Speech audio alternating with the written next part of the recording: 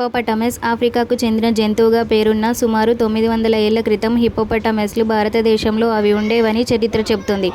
ఆ తరువాత అవి ఆఫ్రికా వైపు వెళ్ళాయని పరిశోధకుల అభిప్రాయం. మధ్యప్రదేశ్లో హిప్పోపటమస్ల దంతాలు బయటపడడంతో వాటి గురించి తెలిసింది.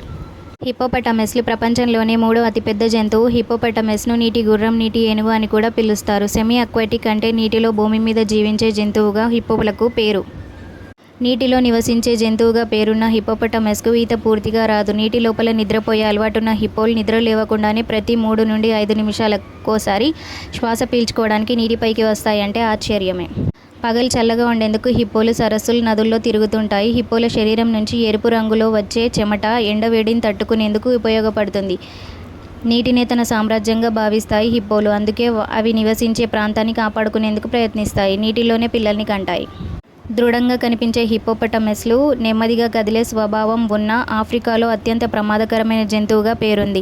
మొక్కలు ఎక్కువగా తింటుంటాయి. ఒకే రాత్రిలో 68 కిలోల గడ్డిని కూడా తినగలవు. అలాగని హిప్పోలు శాకాహార జీవి అనుకుంటే పొరపాటే. ఎందుకంటే అవి జంతువుల్ని కూడా తింటాయి.